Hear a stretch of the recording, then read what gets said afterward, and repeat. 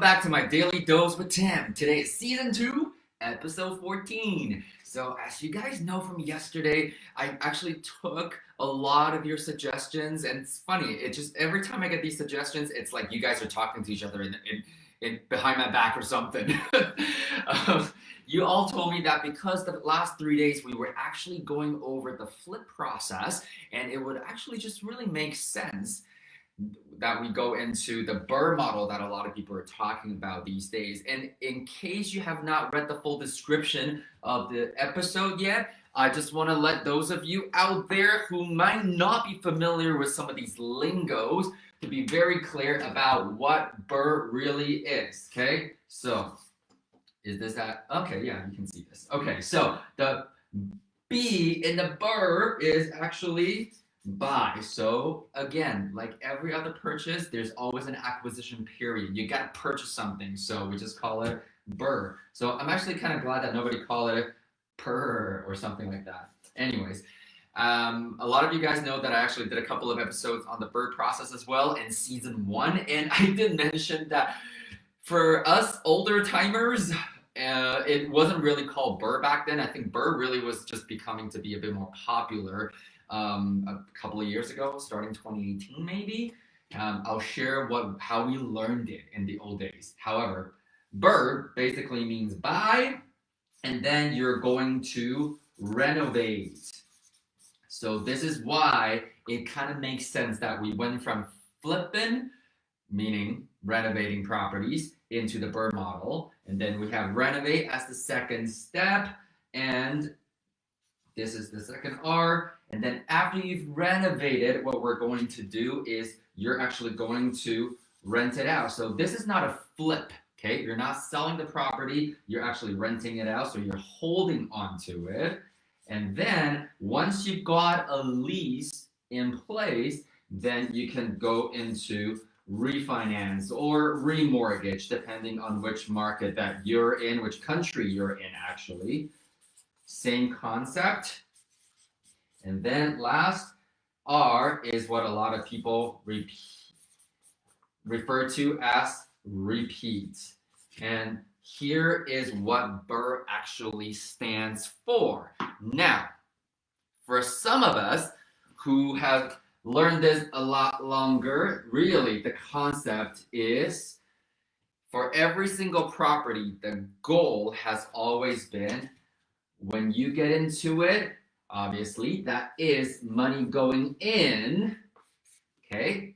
So that basically would signify the buy process. And then when you refinance, that is what we call money out.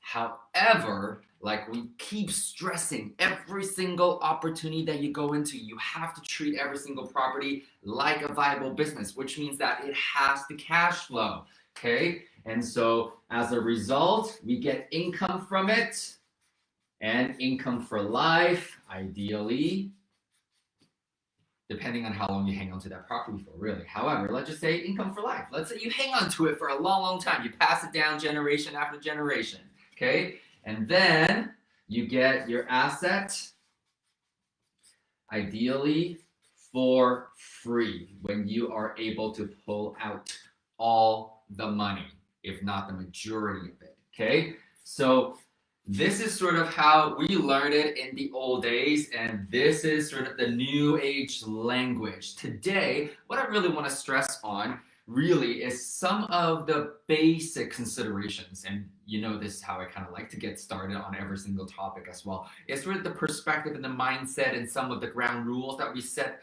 and then we're going to looking at the numbers. Okay, so when it comes to BRRRR, why would you want to do it? And why doesn't everybody do it?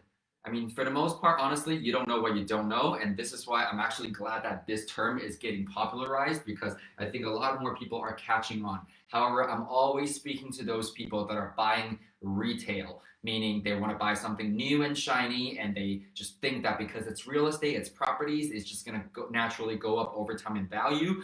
Yes, ideally, if you hang on to it for a decade, 2 decades, 3 decades, or even generations, it should go up. However, we're not leaving how much money we make based on speculation, okay? That's basically just gambling. I think you probably would have more fun actually gambling with your money in that case. A lot of us, when we decided to do this and invest with intention, invest with purpose, that means we invest with a financial goal in mind. We want to make sure that we can actually control that as much as possible, that entire process. And so, coming back here, most people do BRRRR simply because it's very easily scalable, okay? You can build scale very, very quickly because imagine this. When you take the money out, well, guess what? You can now go into the next deal, recycle that money. You can recycle that money. And this is why, for me, repeat, because a lot of people, they actually are contesting the word repeat, which is fine. For me, it's really just recycling the money. You keep recycling the same pot of money as much as you possibly can so that you can continue to scale. And that's the scalability, which is what we all like. And tomorrow, when we're actually running numbers once again, I think it'll become very apparent in terms of why this has become such a popular notion these days now. And the other thing is age, once again, is not a factor. It doesn't matter how old you are, how young you are, because once you master this particular process, I don't ever really call this a strategy because it is a process, by the way.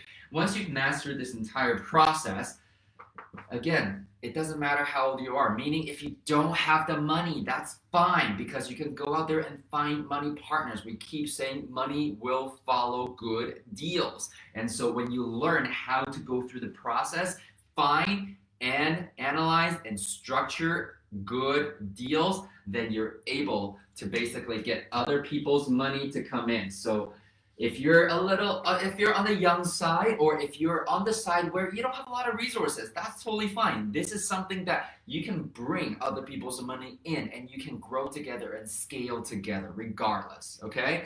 So let's take a look at some of the ground rules and considerations. When we were speaking to flips the first 3 days this week, we always said that you always want to make money when you buy. So we say make money in the buy, okay?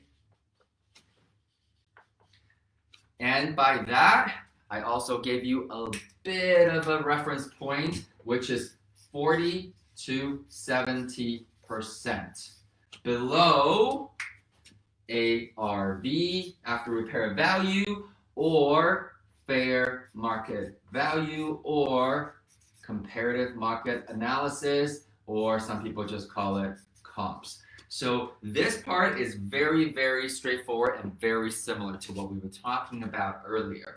First thing first, okay? Number one.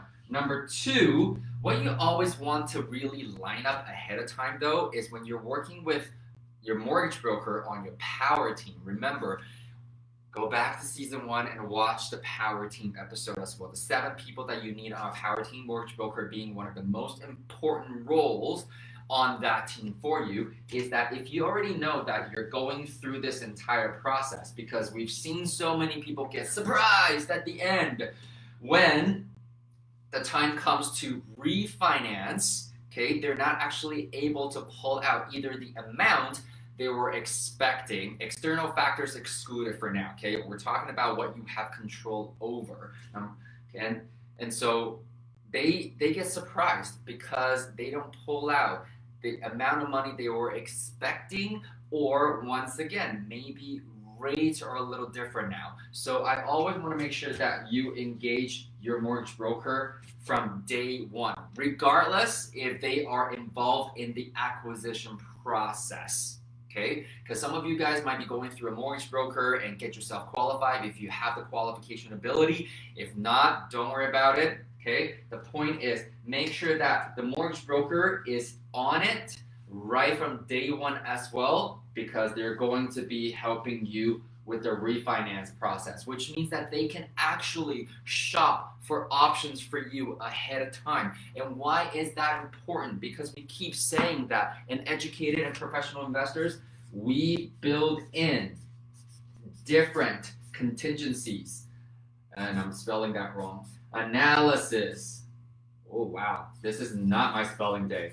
Analysis.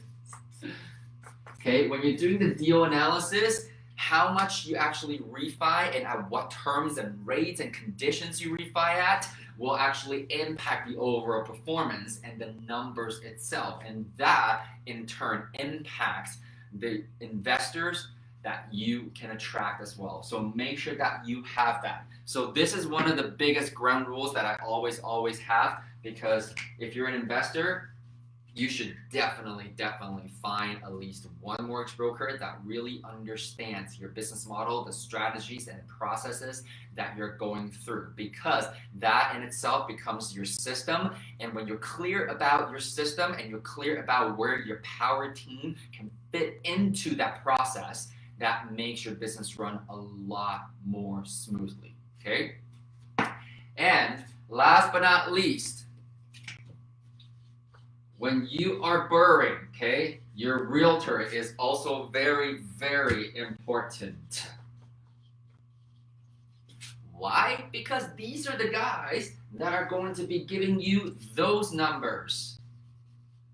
These are the guys that are going to be giving you those numbers. And here's what I mean by that. So all of these things actually kind of intertwine together. Again, tomorrow we're going to tie it all together when we're actually running numbers. Right now we're going over theories, okay? Because a realtor, when they provide the CMAs, most of the times they should be giving you a range. And how is that range determined? It's determined by the final product that you actually put out there on the market, if it's a flip, or the final market that the appraiser is going to be looking at when you're at the process to refinance. Okay, so for example, apples to apples. Let's say if you have two houses pretty much in the same neighborhood, they don't even have to be on the same block, doesn't matter. Basically just within, let's just say, a very short radius. Two properties exist and they've just gone through renovations to get at the same time, pretty much, okay? And then one of them has stainless steel appliances in there, has natural stone countertops, and has hardwood flooring, and the paint's completely up to date. And the other house, let's just say that the workmanship is just as good. However, the countertop is laminate, and the flooring is also laminate, and the appliances are your typical traditional black and white, or just not perceived as a higher end like stainless steel. Okay, so even if they are the exact same size, the exact same year previously built, exactly the same layout, because of those differences, the perceived value on your appraisal could actually be quite different. So I'm just gonna basically say, let's just say if the one with the stainless steel property, the one with the stainless steel appliances, that property is $500,000 appraised value, this one might come in at $480,000, $485,000. Okay, so again, I mean, $15,000 to $20,000 in this particular case is not going to make or break, especially when you're talking about a percentage of that, once again, when you're refinancing. However, sometimes it does impact your deal analysis quite a bit and your ability to fund the project, either yourself or getting OPMs to come in to do it. Okay, so these are usually the three main considerations that I would definitely look at before I go into any market. Okay, now aside from the fact that your realtors are going to be providing you some of the most crucial information when it comes to deal analysis, meaning crunching your numbers, the other thing obviously is also days on market. So this also goes back into the same flip concept, is that you want to know how long it takes for you to move that property. Because yes, right now we're talking about BRRRR at the moment. However, we don't go into any reno process without knowing at least two different exit strategies, right? Two minimum. And so what that really means is it's always good to know how quickly can a market sell. Now, because we're actually not selling the property, why is it important still for us to know the days on market? It really just an indication in terms of how much demand there is in a certain area, in a certain neighborhood. So even though, yes, you're looking at renting out the property down the road once it's done renovating, days on market a lot of times still provides that indication because it basically can have a direct correlation in terms of the amount of traffic that's coming through. And I understand that not a lot of people actually think about days on market when they are not even thinking about listing. So what I'm saying is this is just something there that's adding to what you currently might already know. And if you didn't, well, there we go. You just learned something new and something different as well from the mainstream. So here are the 3 different considerations, and obviously these 2 are people and power team members on your power team. However, these are the 3 main considerations that I want every single one of you to be very, very clear on when you're going into a BRRRR process, first and foremost, okay?